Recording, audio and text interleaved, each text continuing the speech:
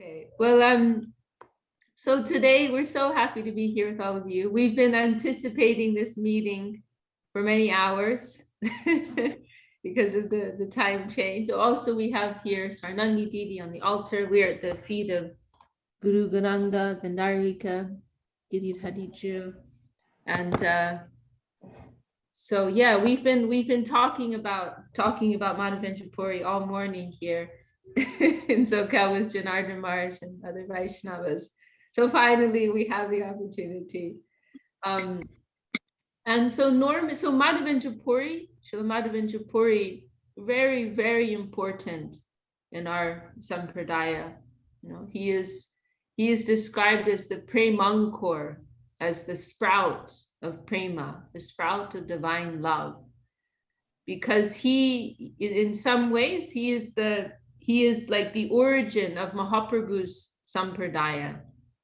You know, officially our lineage is classified in the line of Madhvacharya. You know, there are these four principal Vaishnava lineages. The Sri Sampradaya, the Sri, which is also Ramanuja Sampradaya. There is Madhvacharya Sampradaya. There is Nimbarka Sampradaya. And then what's the fourth one? Rudra, Shri. Rudra Sampradaya. And Lord Shiva, yeah, Rudra Shiva. And then also, what's the Sridhar Swami? Sridhar Swami is a part of which Sampradaya, Sridhar Swami? I can't remember which one. Nimbarka, maybe. Yeah. Anyhow, we're a little rusty on this. but there are four principal Vaishnava Sampradayas widely known throughout India. And then Mahaprabhu, and then there are also, you know, branches, right, from each of these Sampradayas. So really Mahaprabhu has his own Sampradaya. We're the Gaudiya Sampradaya. But, you know, to kind of, you know, to demonstrate or to give a dignified presentation, you could say, so that the average person can appreciate the authenticity of this lineage, then technically we are classed as part of the Madhva, in the line of Madhvacharya. And the origin of that is Lord Brahma. So like the encyclopedia entry for our lineage is the Brahma Madhva Gaudiya Sampradaya. Although there are actually quite a few differences in terms of the Siddhanta with Madhvacharya. We have that link, you know, and that link is actually Madhavendra Puri, because Madhavendra Puri, he took initiation within the Madhva line. But then he first began to manifest the mood of divine love, the mood of Vrindavan that Mahaprabhu came to this world to give, this special mood of Raga Nuga Bhakti, you know, which refers to this mood of natural, spontaneous love to Sri Krishna, which only appears in Vrindavan. The first manifestation of that appeared in the heart of Madhavendra Puri. And then so sometimes it is described like this, that Madhavendra Puri is the seed of divine love. And then in Mahaprabhu, that developed and manifest into a full tree. But the origin of that is Madhavendra Puri. And it's another beautiful example of how the Lord likes to glorify his devotees. He had Madhavendra Puri appear in this world first and manifest, you know, this mood first in this world. You know, Mahaprabhu had Haridas Thakur distribute the holy name before he appeared in this world. So we see a few examples of how the Lord likes to glorify his devotees. Mahaprabhu himself took initiation, right? And not even directly from Madhavendra Puri, but from a disciple of Madhavendra Puri. So Mahaprabhu, he is the disciple of Madhavendra Puri. Mahaprabhu took initiation. We're saying this carefully because Mahaprabhu is the Supreme Lord. He doesn't need to take initiation from anyone. But he's showing the example and showing a mood of humility. And so he took from Ishwara Puri, who was a disciple of Madhavendra Puri. And so ostensibly,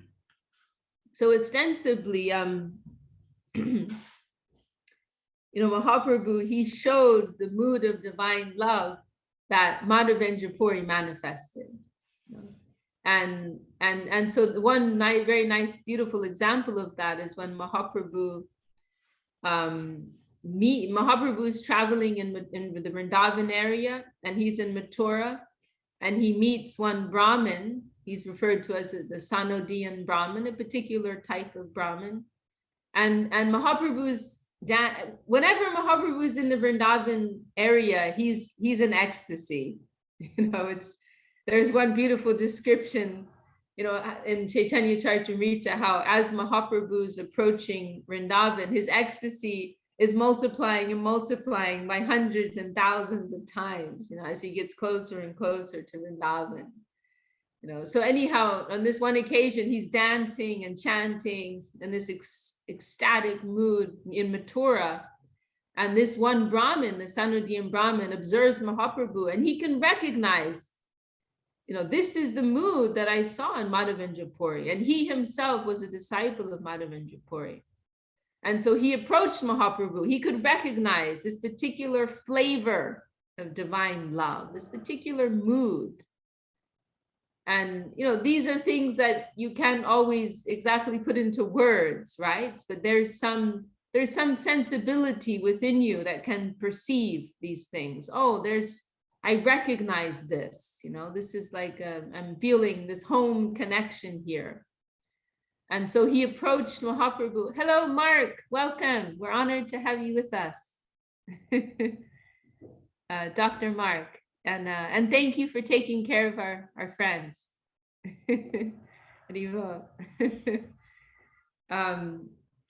So he approaches Mahaprabhu, and he says, there's this line, Madhavendra Purida Sambandha Dadajani, means I know you must have a connection with Madhavendra Puri. You must have some relationship with Madhavendra Puri. I can see it in you.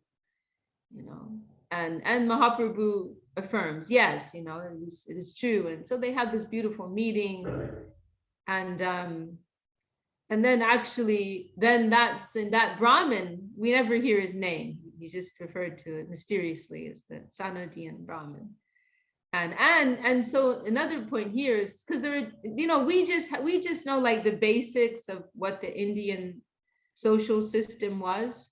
But it's actually very complex, and it's not just like it's not just there are like 8 principal designations, but then there's so much gradation within that, and there's so many like subgroups within that. So there are many different types of Brahmins. It's not just like Brahmins is one thing. There are many different classes of Brahmins. And so this Vaishnava was actually a Brahmin of a lower order. And so technically someone of Mahaprabhu came from a higher Brahminical line. And so someone of Mahaprabhu's class should not share food with someone of his class. There are all these taboos like this. And so it's kind of like, from our Western standpoint, it's a little funny. So he invited Mahaprabhu, invited him to his home, saying, oh, your servitor Balabhadra, he can cook for you there, or something, like, because it would be a little inappropriate for him to cook for Mahaprabhu himself. So he's saying, you can come, and like this would be the tradition in India. Like if you're traveling, if you're not with someone who's of like the same kind of level, then you'll cook for yourself. You won't cook what persons of a lower class have cooked for you. All these very fine points of etiquette. And so he invited Mahaprabhu, your servitor can cook for you in my home, something like this. but Mahaprabhu, but he had also mentioned that Madhavendra Puri had taken his cooking. And so Mahaprabhu, he said, no, I will take what you cook. No, and he said, Madhavendra Puri is our guru, he has accepted your prasad, then I will follow his example. And that's where, and then there's this famous line, it's a famous verse, which is originally a Mahabharata. And Mahaprabhu cites that verse, Tarko Pratishta, Shutya Vibhina, Nasavashir Yasya, Matam Nabinam, Dharmasya Tattvam Nihitam Guhayam, Mahajano Yenagata, Sapanta. The Govindandin, you know this verse, the famous verse, right? Saying that logic, argument is inconclusive. The rishis, they have all their own opinions. I'm giving a very brief, cursory translation. Rishis, they have many differing opinions. The Vedas are vast.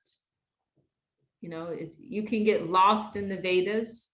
So saying like from these different sources, you cannot come to a clear understanding of the truth. But where do you find real dharma? Where do you find real truth, real religion? In the heart of the saint, in the heart of the Vaishnava. So his point was like trying to understand the proper way to deal with this situation is very difficult by looking, because in the Vedas you'll find many contradictory opinions. If you ask the rishis, they'll have many different ideas. If you can sit and discuss it according to logic, and you can go on forever. Therefore, what has come in the heart of a saint, that is reliable. They're connected to the real current. They're connected to the real vital truth of spiritual life. So what has been done by what has been the precedent set by the saints, by the Vaishnava, we will follow that. That is real dharma. That is true dharma. So Mahaprabhu cited this verse and saying like Madhavendra Puri did this, then I will also do that. So then he went and he took prasad at the Sanardian Brahmin Sangha. So anyway, so Madhavendra Puri has this very special place in our sampradaya, and he gave initiation directly to Nityananda Prabhu and Advaita Acharya. So like, who is Madhavendra Puri? Nityananda Prabhu took initiation. Advaita Acharya, Mahaprabhu took from his disciple. And also, there's also a little mystery around the relationship between Nityananda and Madhavendra Puri, because many of you've heard that story. And welcome to Ramananda Prabhu, welcome to Jadu Gopal Prabhu. Very nice surprise to have you with us. Dandavat all the way from Ireland. Today's the divine disappearance day of Sri Madhavendra Puri. So we are remembering his glories. And we have also now with us Ajita Krishna Prabhu has joined us. Dandavat and welcome. Dandavat, Didi. Dandavat. Dandavat.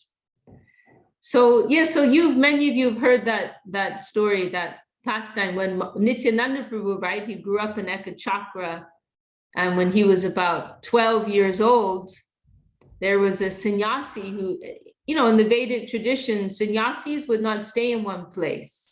They would always be traveling. And so it was, the way the society was structured, was very much, in such a way as to support these traveling sannyasis. So it was common for grihastas to host sannyasis and, support them until they move on to their next stop. So anyway, this one mysterious sannyasi, and this is the point of mystery, that some say it was Madhavendra Puri, but we don't know for sure. Some say it was Madhavendra Puri, we don't know. Goswami Maharaj mentioned how he tried to have Gurudev like make a decisive comment on this, and he asked Gurudev something like, so some people say that sannyasi was Madhavendra Puri, and Gurudev said, yes, some people say that. So, so it's just one of those things that we know we don't know, So, but this sannyasi, maybe Madhavendra Puri, he came to the home and stayed for some time in the home of Nityananda as a young boy. And then at a certain point, he said, oh, now I'm going to leave. And his Nityananda's father asked him, hello, Nandini, ciao.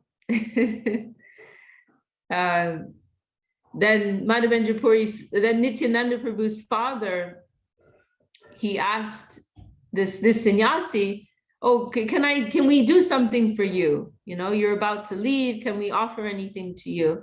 And that sannyasi said, yes, there's one thing I would like. What is that? Your son. Can you give your son to me?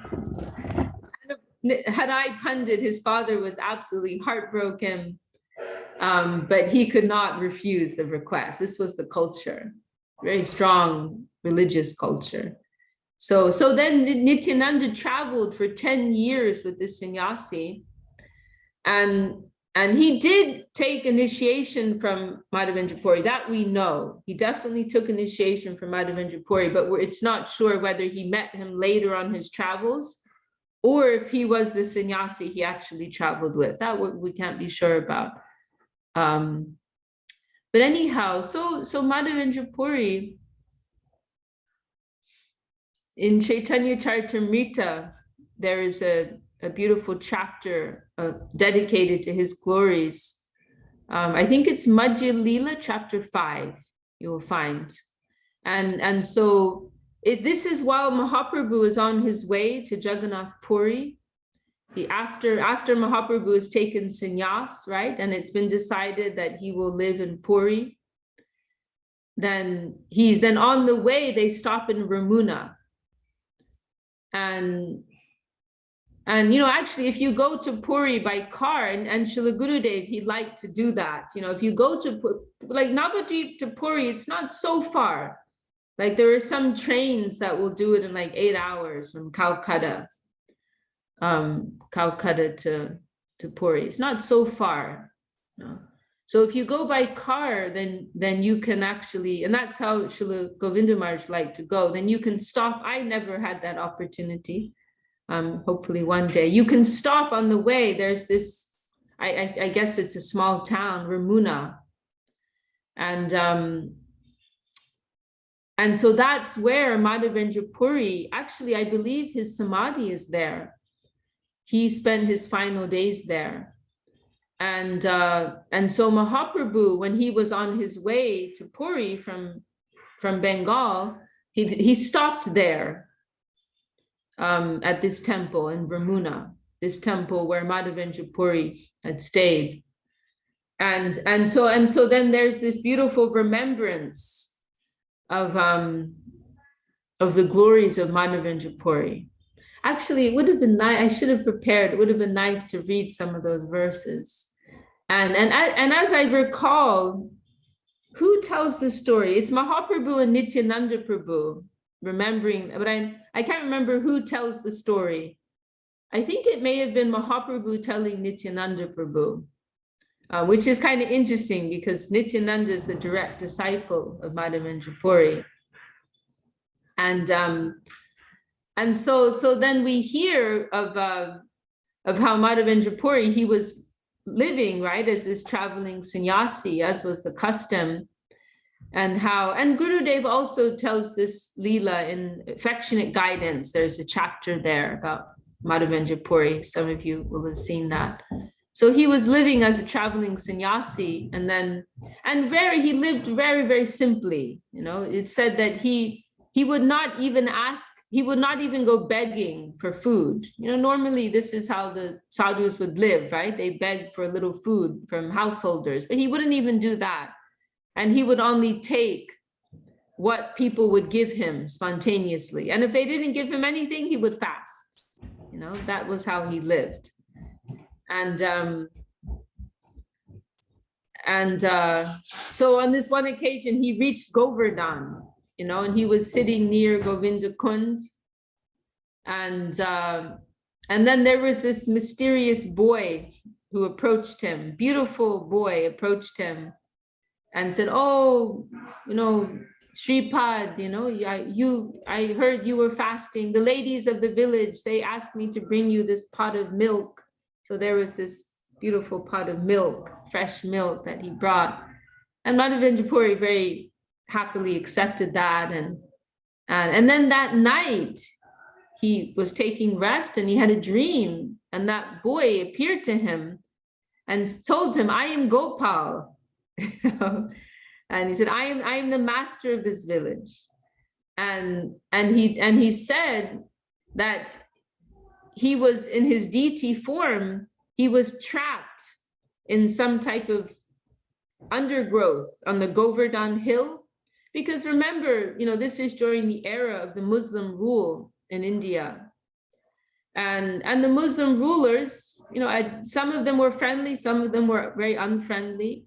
And so at different times, the Hindus, they had to hide deities and, valuable, worshipable, items. They would have to hide because the Muslims at different times would destroy them, destroy temples, destroy deities. So sometimes deities would go into hiding. And so this deity was actually, worshipped by Rudranabha, who was Krishna's grandson. So it was a very ancient deity. But some generations before, he'd been hidden to avoid the attack of Muslims. And then he was forgotten about. And so he appeared in this dream to Madhavendra Puri and saying, "Please come and rescue me," and he also said something like, "For so long I've been waiting, when will Madhava Puri come?" There's a beautiful comment of Srila Bhakti Siddhanta Saraswati Thakur in this regard, about how someone made some comment about like they couldn't see the deity or something like that, or they're making some arrangement to see the deity better. And Saraswati Thakur made this comment that, actually we want to be seen by the deity, and he gave the example of Madhavendra Puri, just like that Gopal deity wanted to see like he was waiting to see Madhavendra Puri. We want to become those kinds of devotees, where the Lord wants to see us, where we become attractive to the Lord and he's seeking us out. So it's a beautiful kind of like reconceiving, that takes place when we're approaching the deity. Like, may I become such a devotee that you want to see me, that it will be pleasing for you to see me, my Lord. Not that you are an object of my vision, my enjoyment, but let me be an object, of your divine vision, your divine enjoyment, higher enjoyment. So it's a beautiful reframing, reconceiving. So they had this dream where this Gopal deity appeared and told him like this, "I've been waiting for you, please you come." And it's so charming. This is where you see the sweetness in the Aprakrita Leela, where the Lord, who has everything, he's asking his devotees, "Please feed me," and so he tells to Madhavendra Puri, "I'm hungry, I'm thirsty, I've been suffering from the hot and from the cold, and I've been waiting. When will Madhava Puri come?"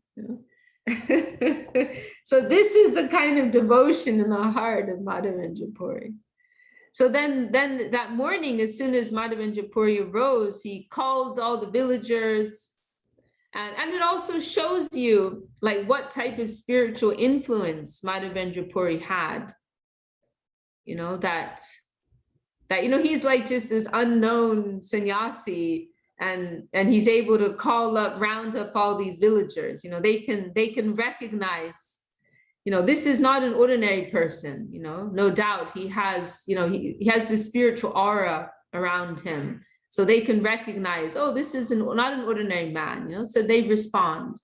And so Madhavendra Puri, he rounds up all these villagers and they dig around this area on the Govardhan hill, and they were able to uncover this lost deity and bathed him, and then Madhavendra Puri organized a grand festival, and it's described as the second Anakut, just like Govardhan Puja was held so many thousands of years before, with Krishna and the Brajabasis.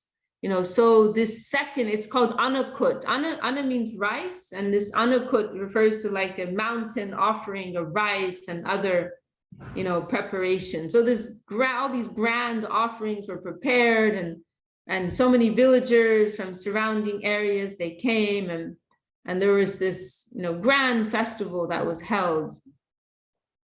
And another point I always remember about this pastime is how, Madhavendra Puri, he organized this huge offering, and then he also organized this huge distribution of the prasad.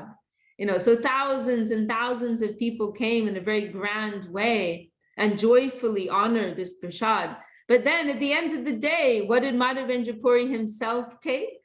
And it's not like he kept aside a special plate with all the best sweets and the best pakoras. And no, it said that he just took a little milk at the end of the day. He spent the whole day arranging for the satisfaction of the Lord and the devotees. And then at the end of the day, he took a little bit of milk, I think of that often, like, wow, what kind of a devoted heart, what kind of a devoted heart,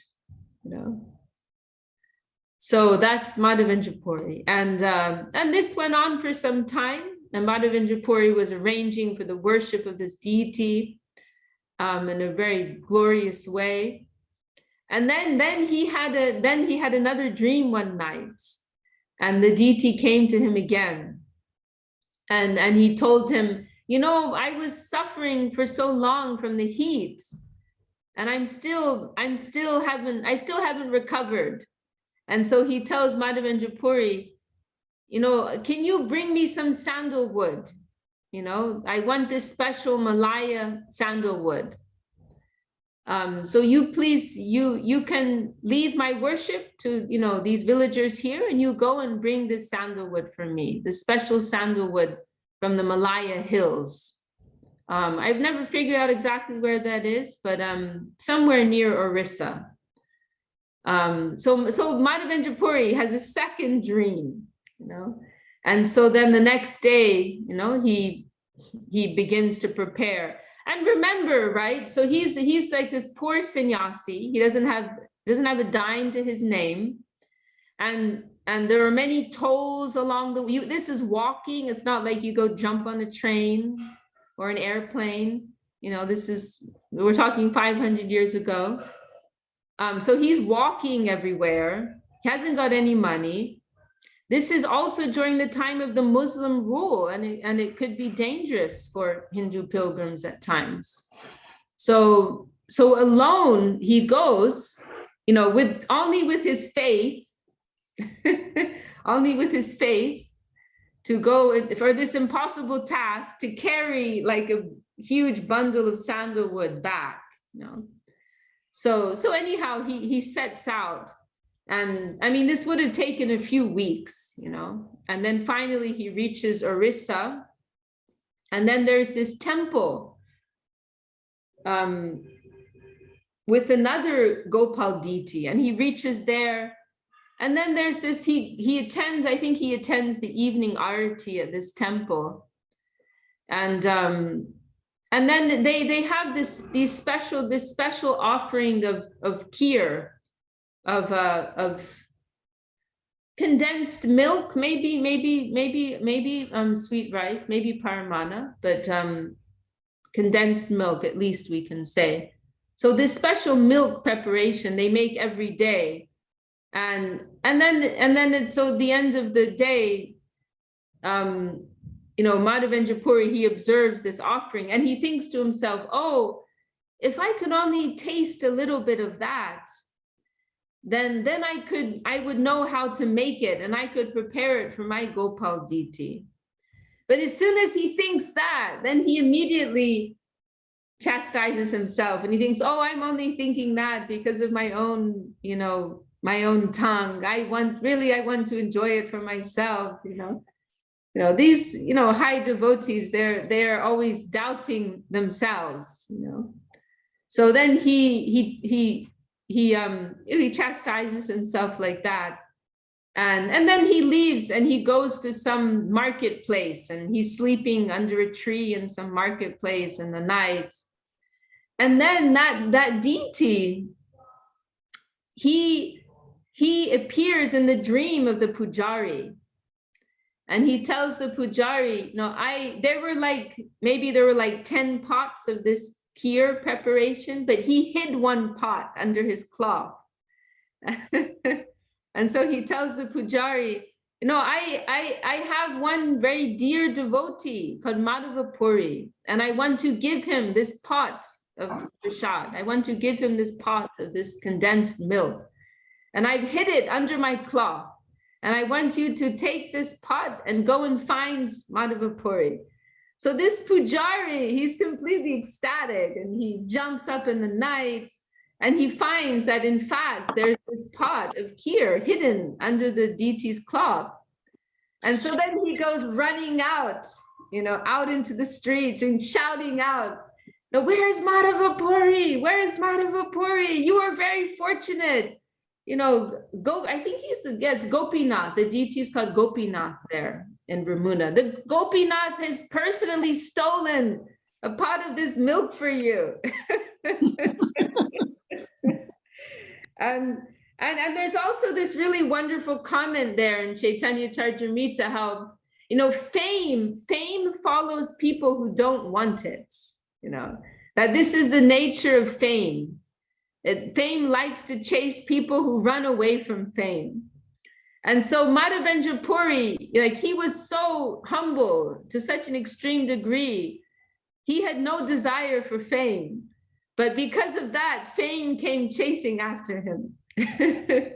So Madhavendra Puri is sleeping in this marketplace, and finally the pujari finds him. He's like, oh, Madhavendra Puri, you're so blessed, you're so fortunate. The Lord himself has personally kept this for you.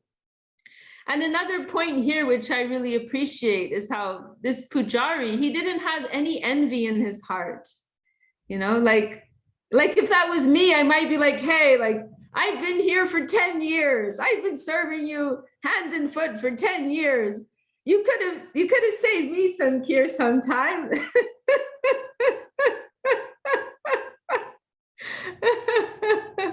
But the pujari had no envy. He was like, I'm the one who's been doing everything for you and you never did anything for me. And then this guy comes along and you're suddenly giving him all this attention.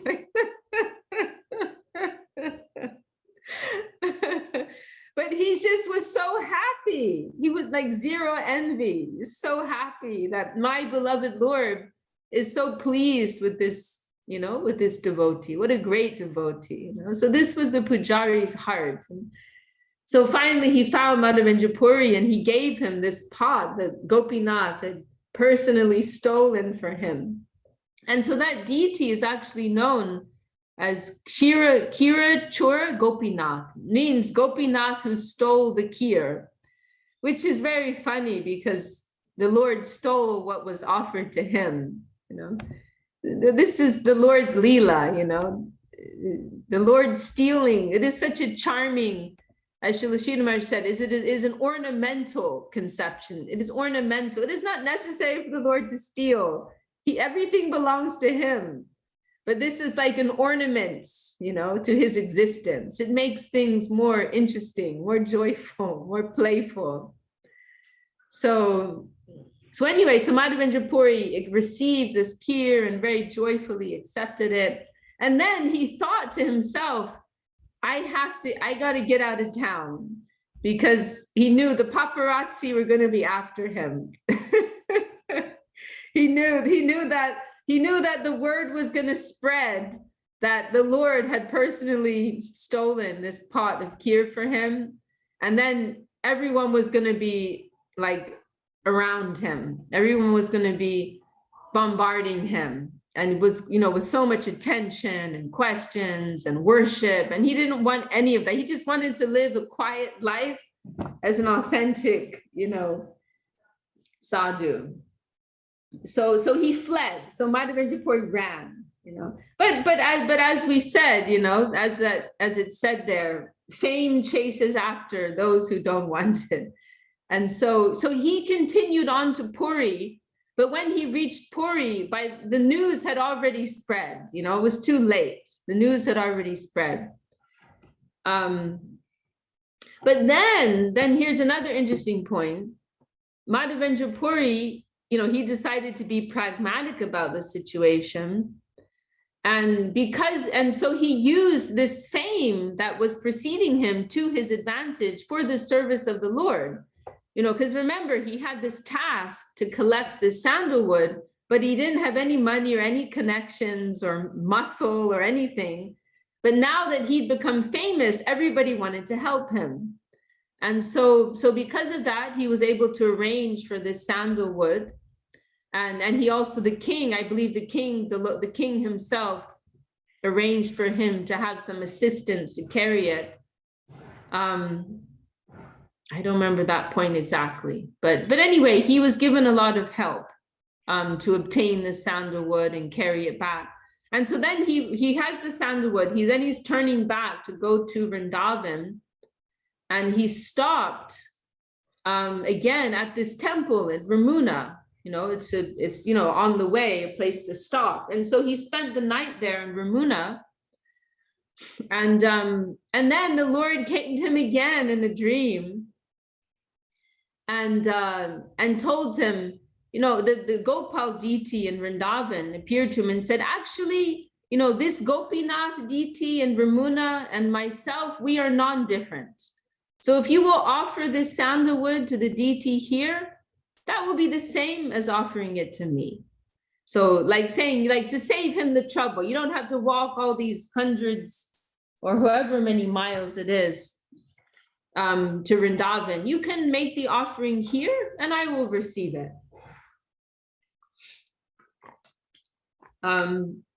So that was the arrangement, Madhavendra Puri stayed there, and I believe he spent his last days there, and his samadhi is there. Maybe somebody can confirm, but I believe that is the case. And then the most significant point about Madhavendra Puri is what we mentioned in the beginning, that he manifests this very special mood of divine love, and particularly the mood of separation, of vipralamba. Because our gurus, they have discussed this point that actually vipralamba is the highest conception, separation. This is actually a deeper connection than union. And so Madhavendra Puri, he, in his last days, he began to show this very deep mood of divine love and separation. And in particular, there is a very famous verse, and it is said that this verse, it first came in the heart of Radharani. I'm trying to remember that Shri Radha Spudiyachin Madhavendra Puri. I can't remember. But anyway, there's a verse in Chaitanya Charitamrita saying how this verse first appeared in the heart of Radharani, and by her grace, Tar Kripai Spudiyachin, by her mercy, it appeared in the heart of Madhavendra Puri. And then it's also said that only 3 people know this verse, Srimati Radharani, Madhavendra Puri, and Mahaprabhu, of course, tasted that. And he says, no 4th person. Now he chota jan, no 4th person. And so it is an expression of deep separation, after Krishna has left Vrindavan.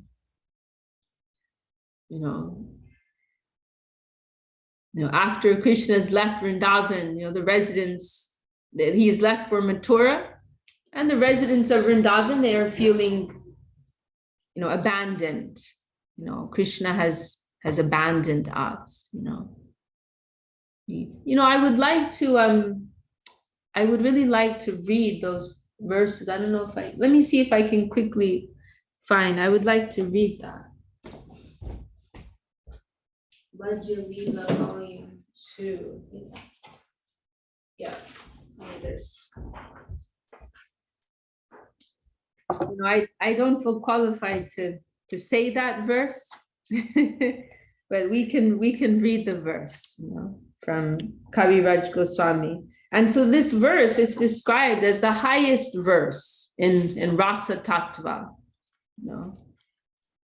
which is an interesting point, because it's not that this verse is dealing like with very intimate subject matters pertaining to union, but however, Vipralamba, as you said, it is such a fine, such a high, realization. So this is, anyway, I don't want to say anymore, because these are very delicate subject matters. But I would like to read a few verses from here. Okay. Here we are.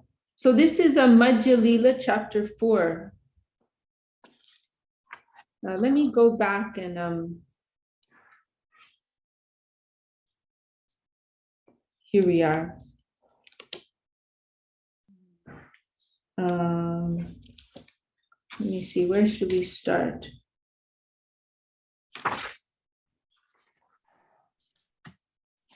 I'm going to go back a little bit. Here we are. So let me just review again, who is reading? Yeah, this is Mahaprabhu telling to Nityananda Prabhu. Okay, I hope you don't mind. I'm just going to go back and read a little bit.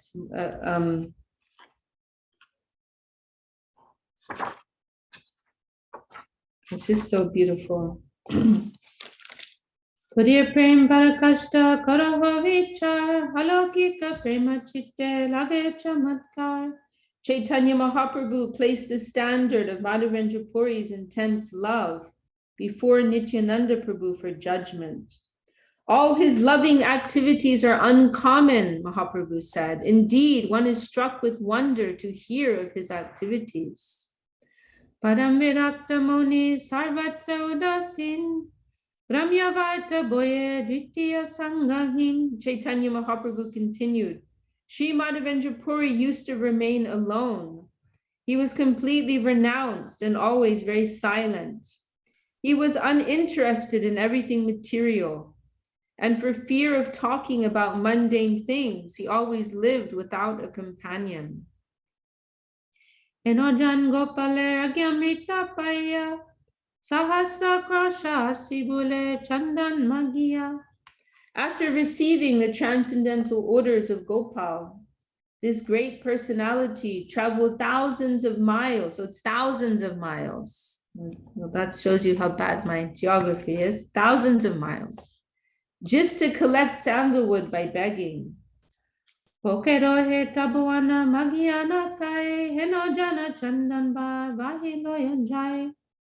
Madhavendra Puri was hungry, he would not beg food to eat.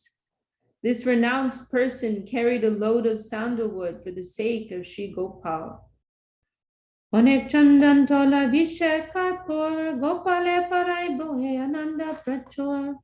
Without considering his personal comforts, Madhavendra Puri carried one mound, about 82 pounds. 82 pounds, so that's like, I think 40 something kg, right? Of sandalwood and 20 tolas, about 8 ounces of camphor to smear over the body of Gopal. This transcendental pleasure was sufficient for him. Utkale danidake chandandakiya tahae daila raja pacha dekaya. Since there were restrictions against taking the sandalwood out of the Orissa province, the toll official confiscated the stock, but Madhavendra Puri showed him the release papers given by the government and consequently escaped difficulties. Madhavendra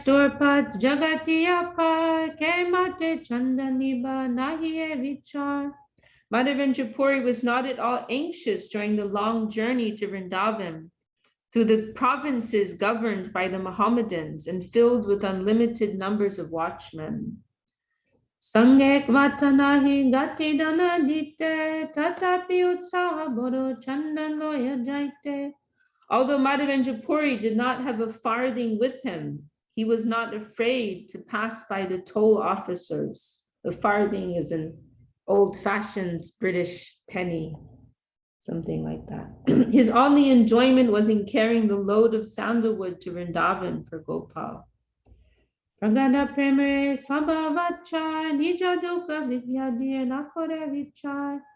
is the natural result of intense love of Godhead.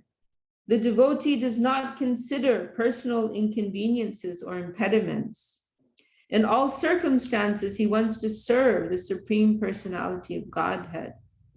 And so another really interesting point here, which I wanted to bring up, and this is something that Srila Bhaktisiddhanta Saraswati Thakur highlights, that this level of service, it's the outcome of an intense feeling of vipralamba, intense feeling of separation. Because in this mood of separation, there's so much need to serve the Lord, right? One is feeling separate from the Lord. So whatever they can do to feel union, they are striving for that. And I published this on Facebook, and I wanted to read this excerpt from Saraswati Thakur about Madhavendra Puri. Separation from Krishna, spiritual separation, is the soul's only aspiration. And another place he also adds how this is the normal condition of a healthy soul, feeling separation from Krishna. So if you're feeling separation from Krishna, you're healthy, you're normal, you're okay to go. But you're not, there's something wrong. If you're not feeling that, then there's something wrong. There's some interference in these layers that are separating us. We should be feeling that. If we're not, it's like we're under this anesthesia and we're not feeling our condition. So the normal condition of a healthy soul is to feel separation from Krishna. There's one line where Saraswati Thakur said, it is the only dharma of the soul.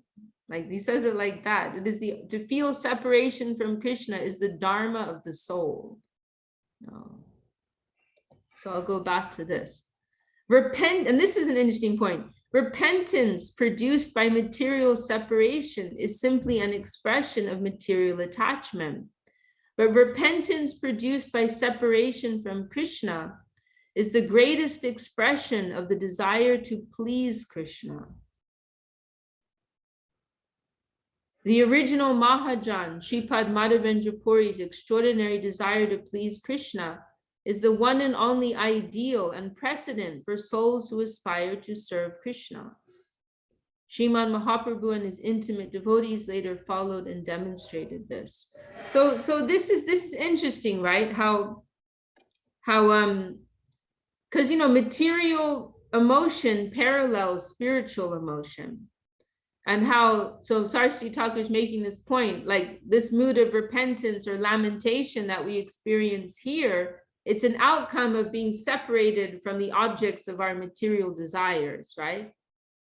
And then on the other hand, that this lamentation has its spiritual expression in separation from Krishna. And so then this leads us on to another point that, Madhavendra Puri in his final days, he was expressing this mood of pain and separation from Krishna.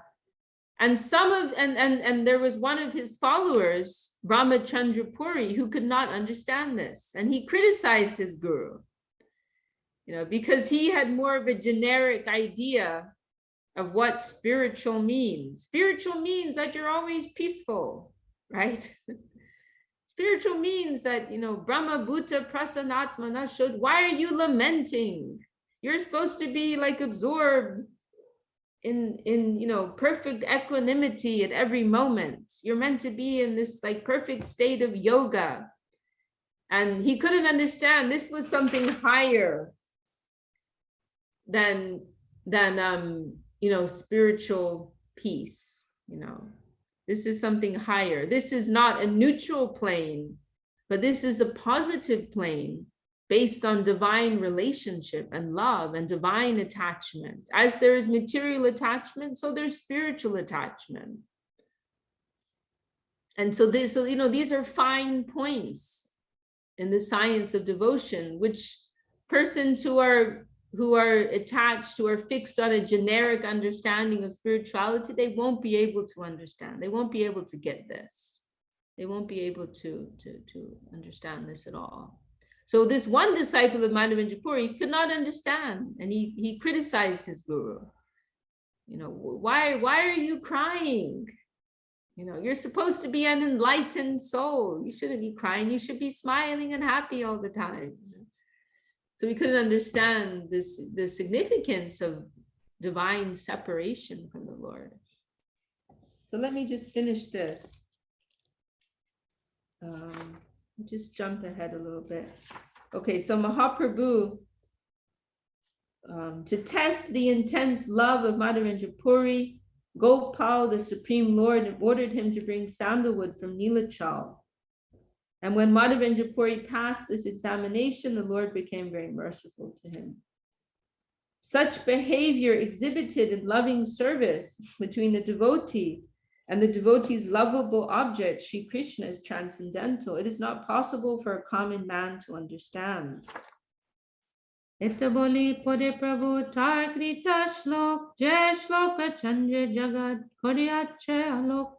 After saying this, Mahaprabhu read the famous verse of Madhavendra Puri. That verse is just like the moon. It has spread illumination all over the world. Gashite jaiche malaya jasar, ganda pare jaiche shoke vichar. By continuous rubbing, the aroma of Malaya sandalwood increases. Similarly, by considering this verse, its importance increases. Ratnagan madhya jaiche kostuba mani, rasa kavya madhya jaiche shloka gani. As the Kaustuba Mani, the jewel, is considered the most precious of valuable stones, this verse is similarly considered the best of, so the phrase I got a little wrong, it's rasa kavya. So kavya means poetry, and rasa, is referring to, loving exchange with the Lord here. So amongst all poetry concerning this subject matter, this is the best. Now this is the verse I was trying to remember. Shloka kohiyachen radha dakorani takripa ispuriyache madhavendravani. Actually, this verse was spoken by Srimati Radharani herself, and by her mercy only it was manifest in the words of Madhavendra Puri. Kibagor chandriha koreya swadhan, iha swaditeya nahi chotajan. Only Mahaprabhu has tasted the poetry of this verse. No fourth person is capable of understanding it. So Radharani, Madhavendra Puri, Mahaprabhu. Nobody else can understand it. Sheshakale shlok patite patite siddhi prapti hoilo pure shloke sahite. Madhavendra Puri recited this verse again and again at the end of his material existence. Thus, uttering this verse, he attains the ultimate goal of life. So now this is the verse. Ayi dina dayarja nata he, matura nata kadavalokya se, hridayam tvada loka kataram, dayita brahmyati kim karomyaham. I'm going to read it one more time.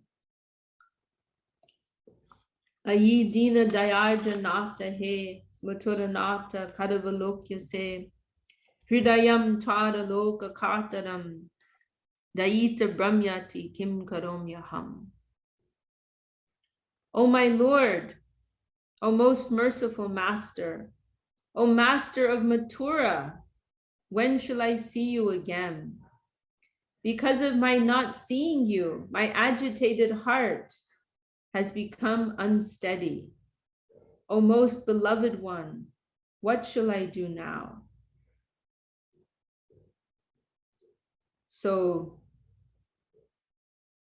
Krishna, he is the Lord of Vrindavan, but he has abandoned Vrindavan.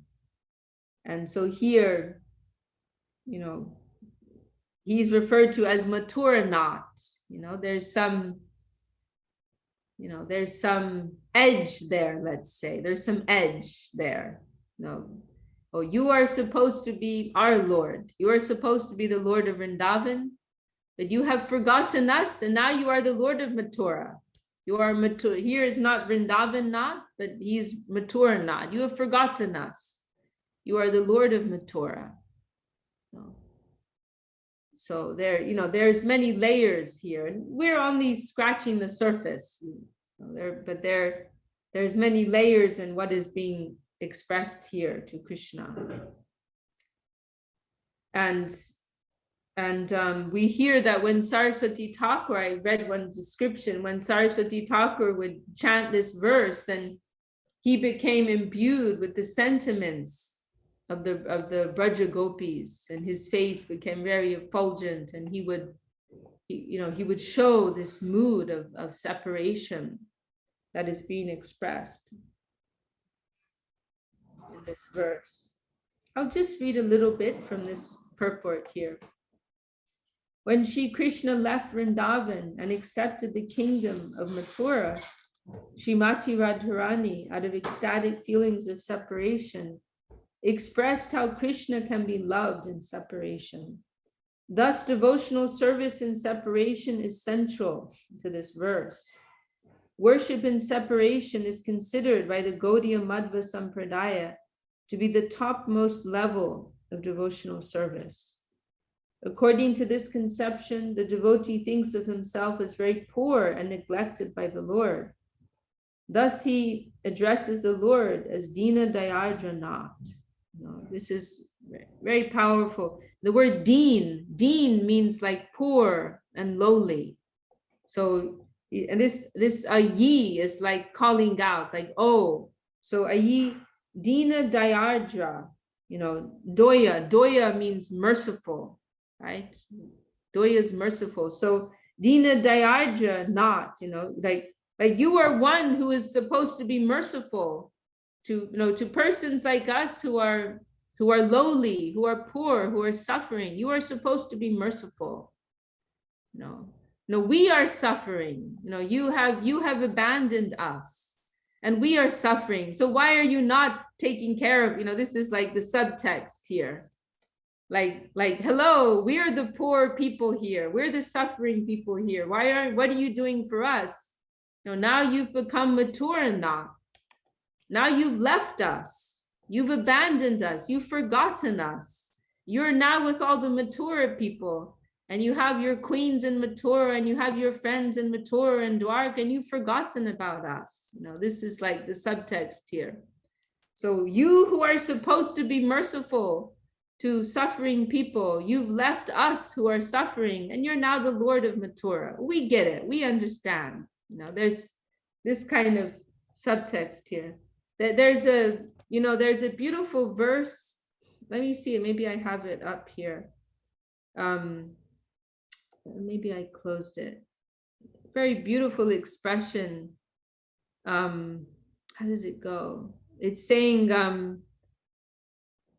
like it is it's also an expression by the Braja Gopis, and they're saying like how wonderful it is, how astonishing it is that you have forgotten us. You forgot Vrindavan, you forgot the Jamuna, you forgot your mother, you know. Let me see if I can find it. Similar. Anyway, I'm going to get myself in trouble. These are like really fine subject matters. But today is a special day, so maybe I can get away with it. Here it is. I found it. Vrindavan, Govardhan, Jamuna, Pulinavan, Se Kunja Rasadi Kalila, Se Braja Mata Pita Bandhugan, Pora Chicha Kemone Pasarila. It is amazing, it is astonishing that you have forgotten the land of Vrindavan. And how is it that you have forgotten your father, mother, and friends? How have you forgotten Govardhan Hill, the bank of the Jamuna, and the forest where you enjoyed the Rasa Leela dance? No. So this appeal, this appeal is there. Nidangda Bindu Sadgun, Sushil Snigda Karun, Tumi Tamar Nahi Doshabas, Tobe Je Tomar Man Nahi Smare Brajajan, Se Amadodaiva Vilas. Krishna, you are certainly a refined gentleman with all good qualities. You are well behaved, soft-hearted, and merciful. I know that there is not even a tinge of fault to be found in you. Yet your mind does not even remember the inhabitants of Vrindavan. This is only my misfortune and nothing else. And then this, so now in Chaitanya, this is Madhya 13. Now this verse Gurudev liked very much. I heard him refer to this. Nagani apanaduk deki brajeshwari muk, brajajane hudaya vidare, kibamar brajabasi, kibajia brajayasi, kenajia duka sahaibare. I do not care for my personal unhappiness, but when I see the morose face of Mother Jashoda, now this is like, my God, man, like this is like a nail in the coffin. It's like, okay, like fine, if you don't care about me, what about your mother?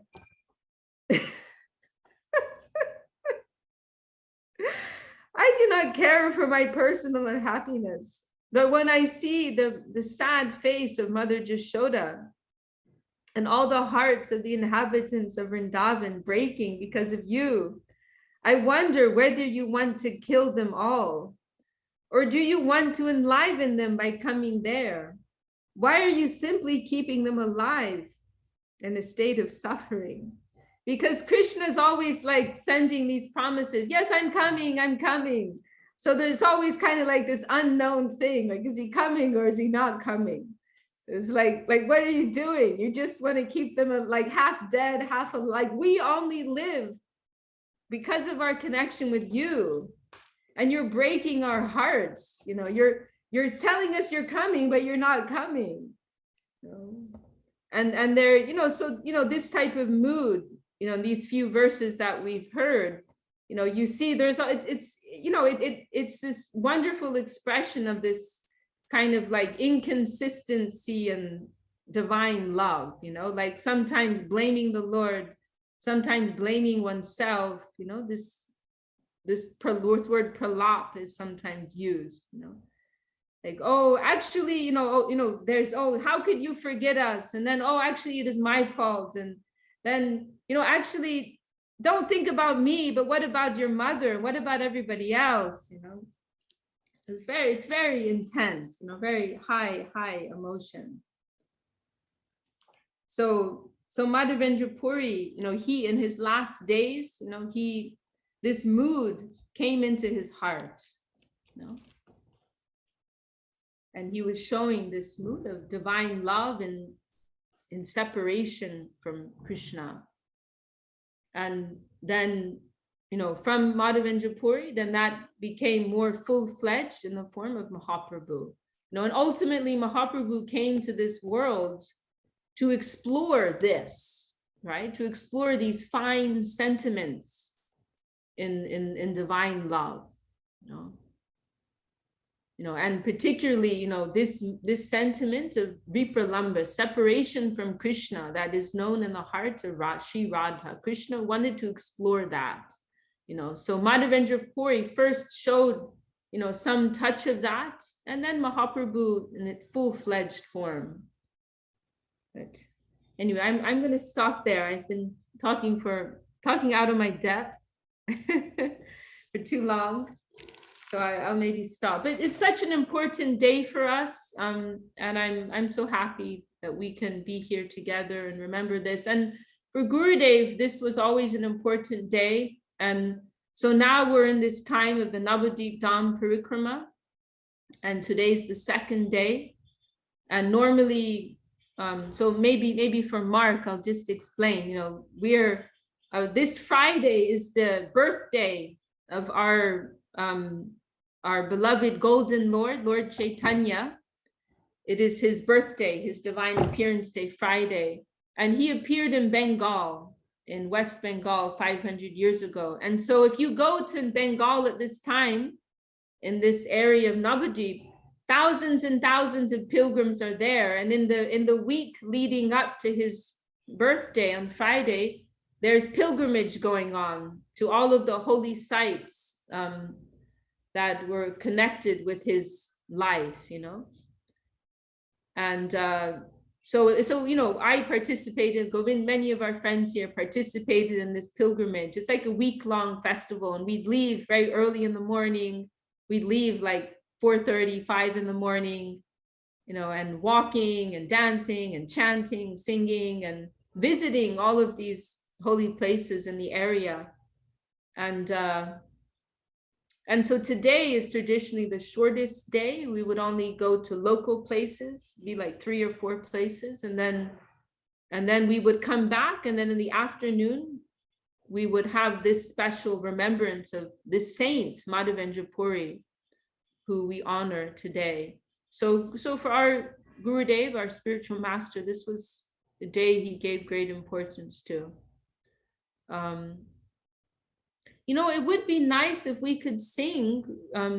We normally sing, there's one song that we sing on these days connected with separation. Maybe we can sing that. I'm alone here in the temple now. I don't have any kirtaniyas, but maybe I can sing. And so it's Jaya Nilo Prema Dana. If anyone wants to follow in your kirtan guide.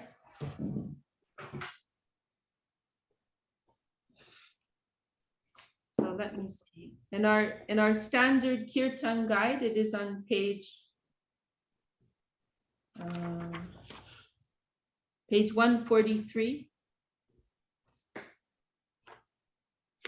And especially because Madhavendra Puri is so much connected with this mood of separation, then I feel like it's very appropriate to sing. So okay.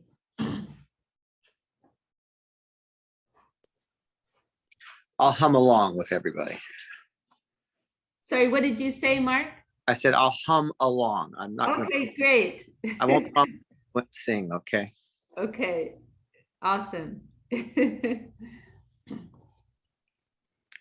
Jayanilo prema dana karuna prachur. Jayanilo prema dana karuna prachur. Ena prabhu kata gena charja thakur. Ena prabhu kata gena charja thakur. Kahamura swarup rupa kaha sanatan. Kahamura swarup rupa sanatan. Kahadasa ragunata batita pavan. Kahadasa ragunata batita pavan. Kahamura bata juga. Kaha kaviraja. Kahamura bata juga. Kaha kaviraja. Ekakale kota gelo goda nataraja. Ekakale kota gelo goda nataraja. Pashane kutibo mata. Anale pashibo. Pashane kutibo mata. Anale pashibo. Koranga gunera nidi kota gelepa amo. Koranga gunera nidi kota gelepa amo. Se saba sangira sangye. Je koilo vinasa. Se saba sangira sangye. Je koilo vinasa. Se sangana paya kande varo samanasa. Se sangana paya kande varo samanasa. Hare Krishna, Krishna Krishna, Hare Hare, Hare Krishna, Krishna Krishna, Hare Hare, Hare Rama, Rama Rama, Hare Hare. That personality who delivered the treasure of prema bhakti, who was so intense with compassion. Where is such a personality to be found as Sri Acharya Thakur? Where are the saviors of the fallen souls? Where is my Srup Damodar? And where are Rupa Goswami and Sanatan Goswami? Where is Raghunath Das to be found? Where are my Raghunath Bhatta and Gopal Bhatta Goswamis? Where am I to find Sri Krishnadas Kaviraj now? All at once they have gone to join Lord Gauranga, the great dancer. This Bengali word kaha, it means like where. So you hear that repeated a lot in this song. You know, there's this feeling, where. Oh, Dandavad, Bhagavan Prabhu, so happy to see you. Dandavad. So this word kaha, where, so that word is repeated many times in the songs. There's this deep feeling of lament, separation. Where is my beloved? Where has my beloved gone? I'm separated from my beloved. Where am I to find Krishnadas Kaviraj? All at once they have gone to join Lord Gauranga, the great dancer. To reach such a perfect personality as Lord Chaitanya, I can only break my head against the stone in the anguish of separation. They have all gone off together in their own pastimes. Narottam Das Thakur says, unable to obtain their association, I must simply weep. And one other thing I'll mention before we end today is that our Gurudev Srila Govinda Maharaj, he mentioned how these days were very important for us, these days of separation, viraha titis. Why? Because, as we said, the realization of separation, it is the highest spiritual realization. And so on these days, some touch of that may come into our hearts, some opportunity for that feeling to touch us in some way,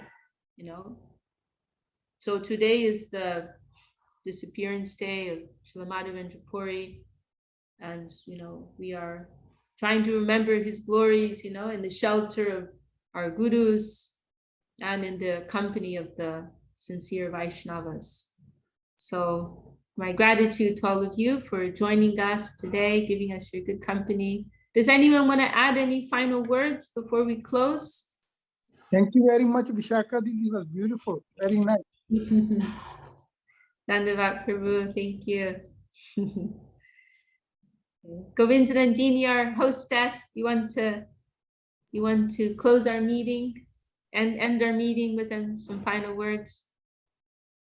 Thank you for the words, for the talk on Madhavendra Puri, and very happy to be in this Sangha. Jai Vishakha Devi Dasi ki Jai. Jai Srila Bhakti Sundar Govinda Dev Goswami Maharaj ki Jai. Jai Srila Madhavendra Puri ki Jai. Tariya Tiro Bhav Mahamahotsavati ki Jai. All the assembled devotees ki Jai, the world devotees ki Jai. Shri Harinam Sankirtan ki Jai. Shri Navadip Dham Parikrama ki Jai. Jai Gaur Premanande. Ibo.